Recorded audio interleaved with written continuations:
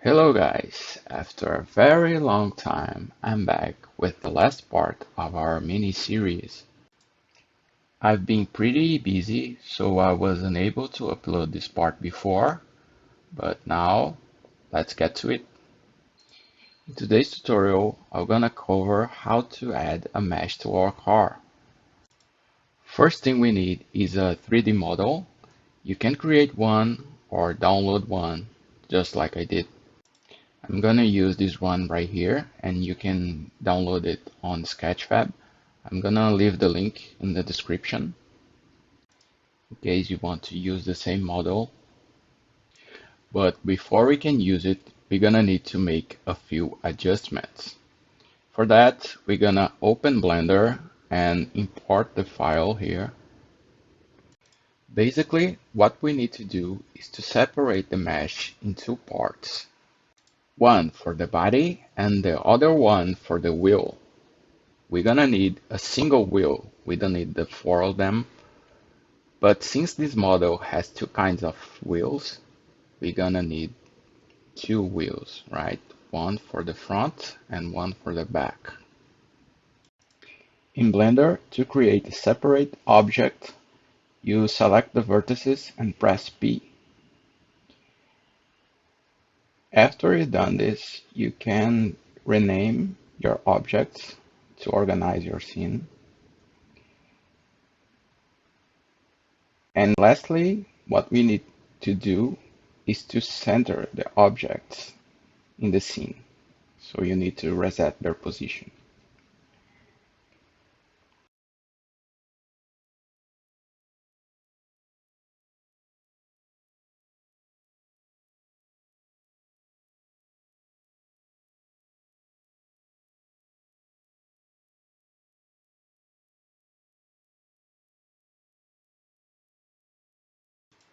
And now we can export each object in their own file.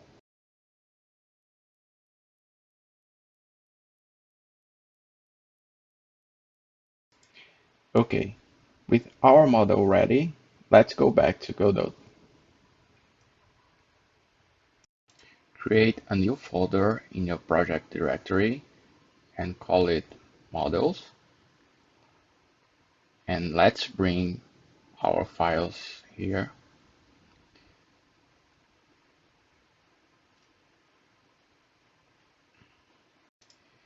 It imported the same texture for each object, but in reality we just need one of them, so you can delete these two.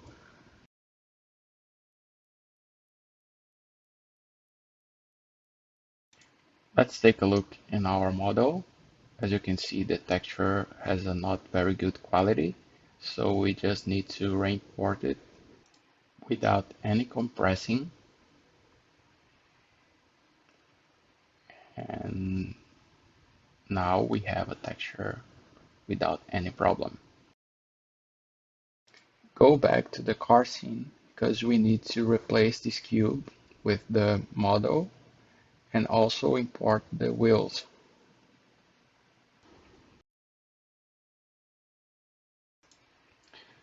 Just drag and drop it and adjust the rotation and its size.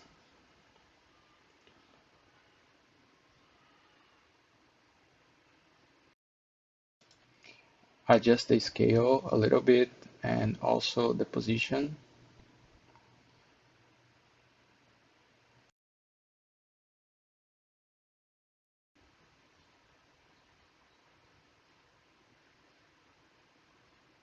Okay, I think it's good. We may hide our cube now.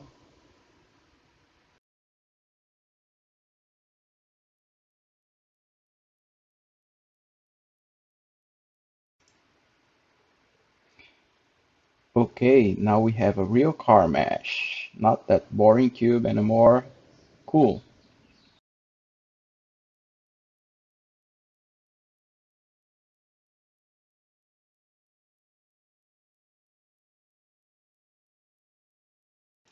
The process for the wheels is the same. Just drag and drop them in our tree and make them local so we can extract only the mesh and then move it to the 3D node we already have here. And actually, we can rename this node to just wheel, for example.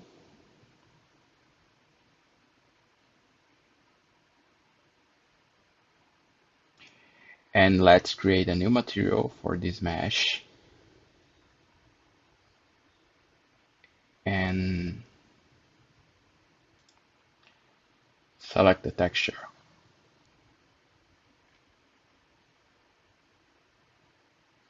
Okay, just adjust the position here of the raycast.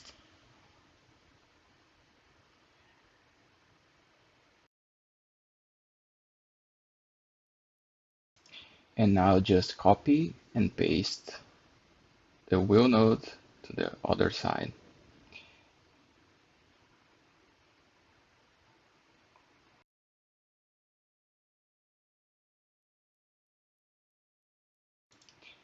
Now repeat the same process for the back wheels.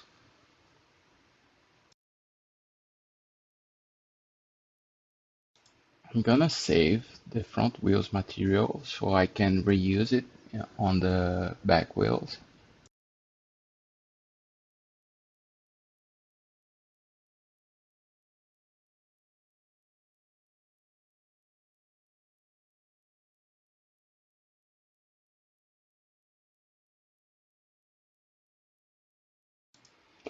Then adjust the position, the size, and rename it.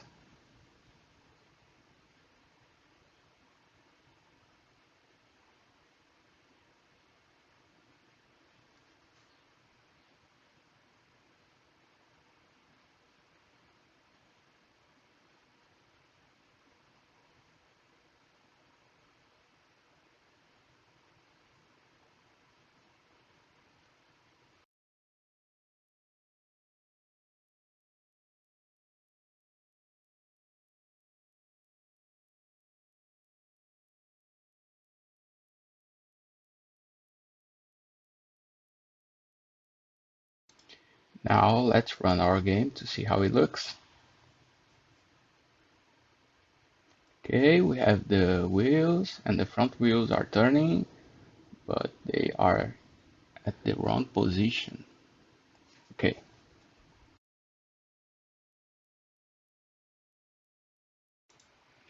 we are done with our scene for now. So let's go back to the script. But before we move on, I would like to address some points from the last video. In the last video, I said that Godot don't have a function to get the velocity of a point, but actually it has. As you can see in this comment by Scarrets in the last video. So we're gonna update the parts of the code to use those functions. The other thing is that in the function applyXForce, we were adding delta to the value instead of dividing. So let's also change that.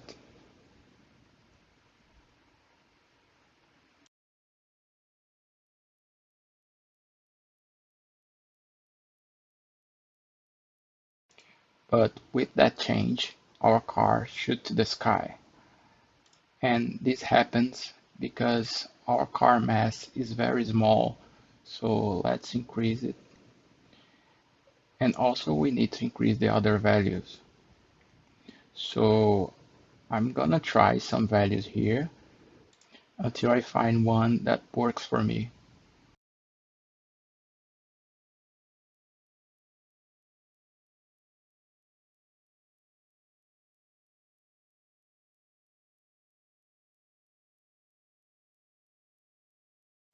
Okay, I think these values are okay for now, and you can copy mine. And also, let's update the debug lines here, because they are too big, so we need to divide them by some value. Let's see how it looks. Okay, the pink one is still big, so let's divide by 2. Great.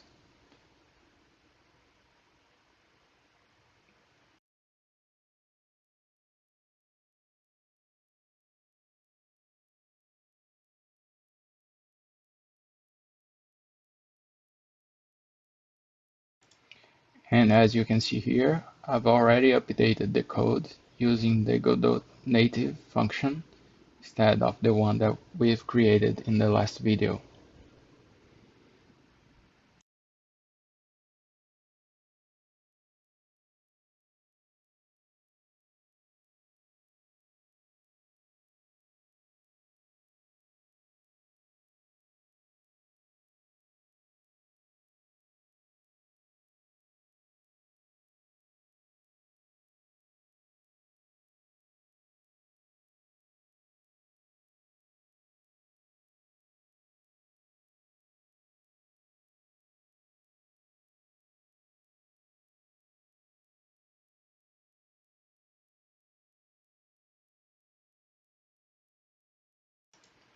Okay, now let's get back to our wheels position function.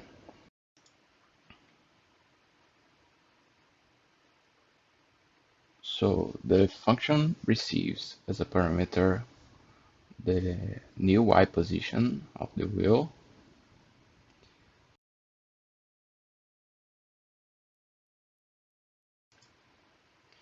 Let's create a new variable here to hold the reference to our wheel node.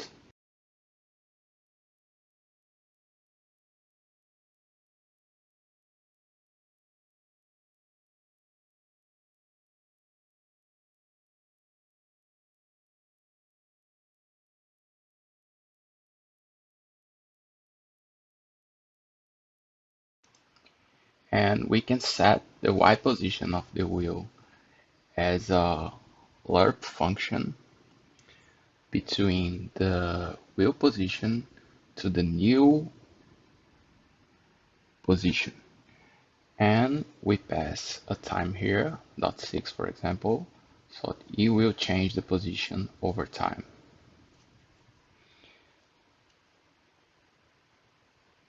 Now, if our wheel is colliding, let's set the new position here.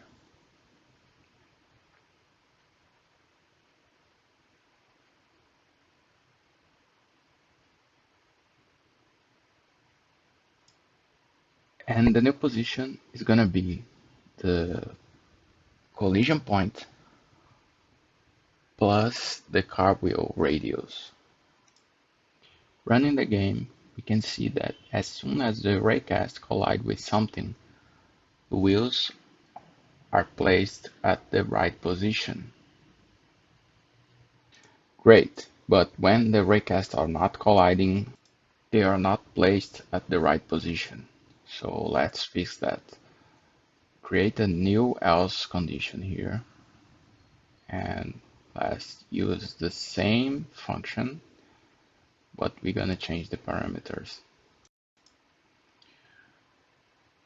We're gonna use the negative car suspension rest dist. I think that is how we called. Yeah, that's right.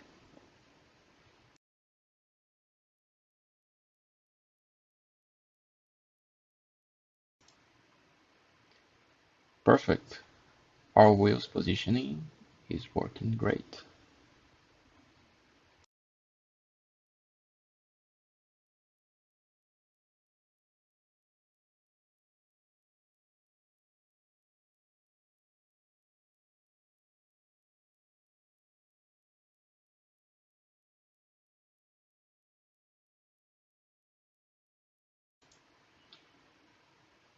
Now let's create the function to rotate our wheels. So create a new function here called rotate wheel, and we're gonna need the delta value as a parameter. Create a new variable for the direction. Next, create a new variable called rotation direction. We're gonna check if our wheels need to rotate backward or forward. For that, we use the dot product between our car linear velocity with the direction we defined before.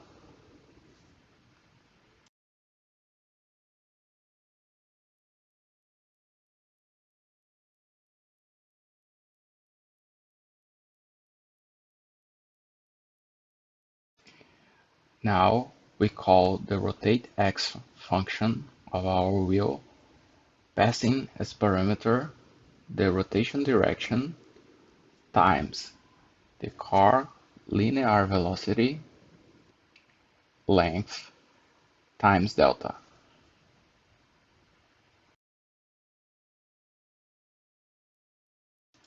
And up here, let's call that function. Run the game.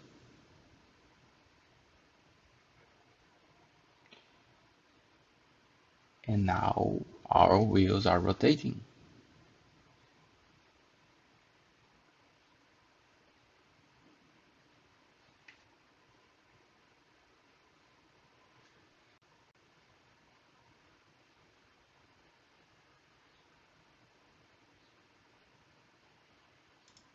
Let's decrease a little bit of the suspension length here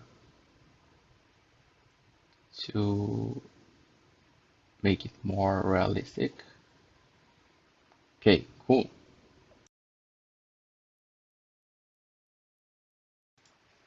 Back to our scene, I'm going to increase the ground size to something like 200 and create the collision mesh again.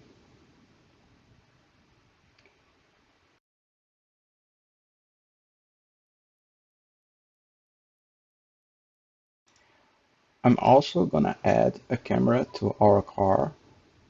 So we're gonna have this view. Okay, I think it's good. A little more closer.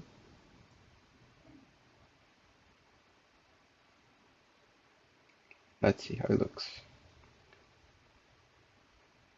Okay. We can also use our old camera to see our car from a fixed position.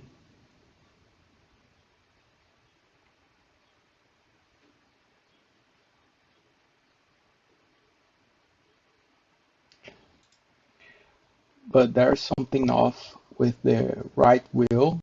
It seems more outwards. So let's fix that.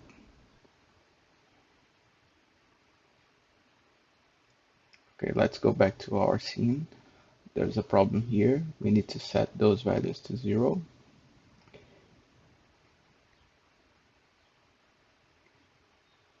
Okay, let's increase a little bit of the collision box.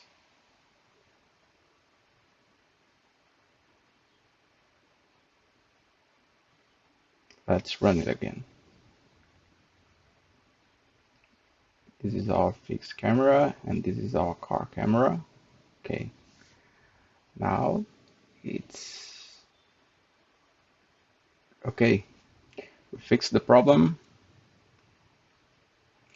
Let's just move the camera a little closer.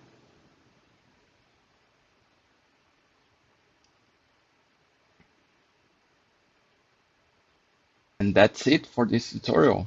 We have our functioning car with a model and our wheels working. And thank you for watching.